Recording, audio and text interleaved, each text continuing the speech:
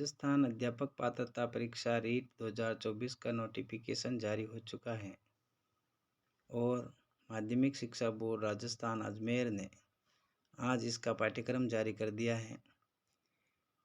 REET level 2 के जो मेरे साथी हैं उनके लिए मैं आज इस वीडियो में कुछ जानकारी साझा करना चाह रहा हूं। साथियों, रीट लेवल 2 मेरा क्लियर है। 2-3 एग्ज़ाम मैं पहले दे चुका हूँ और सारे एग्ज़ाम्स हमने क्लियर किए हैं।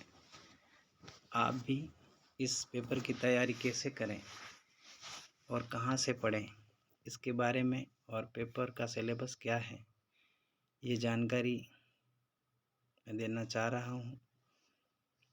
साथियों, आपको सबसे पहले काम ये करना है कि आपके टेबल पर इस परीक्षा से संबंधित पाठ्यक्रम जो है उसकी प्रिंट कॉपी होनी चाहिए। वहीं से आप एक एक टॉपिक देखते रहें और उसका नोट्स तैयार करते रहें। आपको समय का ध्यान रखना है, समय के साथ में टॉपिक्स की तैयारी करनी है। ज़्यादा इधर उधर सोशल मीडिया से या आपाधापी में तैयारी को ख़राब नहीं करना है। आप इसकी तैयारी के लिए समय का प्रबंधन करें और तैयारी करें, आपका काम आसान हो जाएगा। सबसे पहले आपको परीक्षा पैटर्न और सिलेबस की जानकारी होना आधी जंग जीत लेना जैसा है, तो आप इसका पहले ध्यान रखें। और क्योंकि जब हम सिलेबस और पॉइंट नहीं ध्यान में रखते हैं सिलेबस का, तो कुछ कहीं से पढ़ रहे हैं, कुछ कहीं से पढ़ रहे हैं, कोई टॉपिक छूट गया, कोई किसी टीचर से पढ़ लिया। इस तरह से एग्ज़ाम की तैयारी नहीं हो पाती।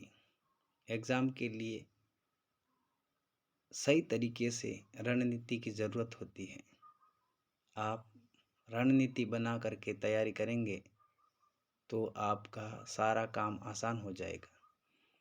हमने भी तैयारी की है और किस तरह से की है, तो आप सबसे पहले सिलेबस को अपनी आँखों के सामने रखते हुए तैयारी शुरू करेंगे। आपको अपना समय मैनेजमेंट करना है, सोशल मीडिया से दूर रहना है। तो बात करते हैं इसके सिलेबस पर। सिलेबस में सबसे पहले आपका जो क्वेश्चन है इस पेपर के वो 150 होंगे और 150 ही इसके अंक होंगे। 30 अंकों का फर्स्ट भाग जो होगा वह साइकोलॉजी का होगा, जिसमें बाल विकास और शिक्षण विधियों से संबंधित प्रश्न होंगे और यह समथिंग आपको अच्छे से क्लियर करना है। यह सबके लिए कंपलसरी होता है, सभी विद्यार्थियों को देना होता है, इसलिए इसको आप कहाँ से पढ़ें, तो आप आरबीएसई की राजस्थान माध्यमिक शिक्षा बोर्ड की कक्षा 11 और कक्षा 12 में साइकोलॉजी की किताब चलती हैं, बुक्स चलती हैं, उस बुक्स को पढ़ें या उस बुक्स में से इसमें आने वाले जितने भी टॉपिक्स हैं उस पर नोट्स बना लें, उस बुक से नोट्स बना लें, या फिर जो अच्छे टीचर पढ़ा रहे हैं साइकोलॉजी उनसे टॉपिक वाइज नोट्स तैयार कर लें, यही आपके लिए ठीक रहेगा। फिर साइकोलॉजी के बाद में इसका जो सेकंड भाग है वह भाषा से संबंधित है।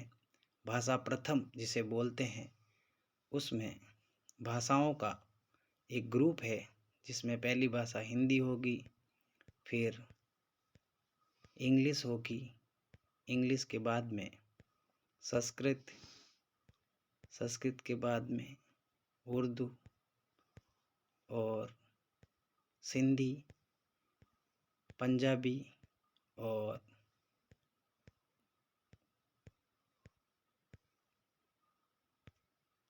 गुजराती भाषा होगी। ये एक भाषा का ग्रुप है भाषा प्रथम का, और सेम यही भाषा सेकंड का ग्रुप होगा। इसमें भी भाग थर्ड में भी भाषा सेकंड का ग्रुप है, उसमें भी हिंदी और सेम यही भाषाएं होगी। किंतु आपको करना क्या है, आप भाषा प्रथम के ग्रुप में से एक भाषा चुन सकते हैं, किंतु सेम उसी भाषा को भाषा सेकंड के ग्रुप से नहीं चुन सकते। आपने जो भाषा प्रथम ली है वो आप सेम भाषा सेकंड ग्रुप से नहीं ले सकते, आप दूसरी भाषा चुनना होगा। तो आप हिंदी अगर लेते हैं तो मेरा सजेशन है कि आप भाषा सेकंड में हिंदी के साथ में संस्कृत लेंगे, जिससे आप हिंदी की तैयारी करेंगे तो आधी तैयारी आपकी संस्कृत की भी हो जाएगी। और संस्कृत के लिए अगर आपके पास में तैयारी करने का प्लेटफॉर्म नहीं है तो जयपुर से क्लास चलती है साफल्यम नाम से, जिस क्लास को आप ज्वाइन करें। मेरा विचार इस क्लास का प्रचार करना नहीं है, लेकिन वो एक अच्छा प्लेटफॉर्म है जहाँ से आप संस्कृत की तैयारी कर सकते हैं। फिर आपका भाग 4 जो है वह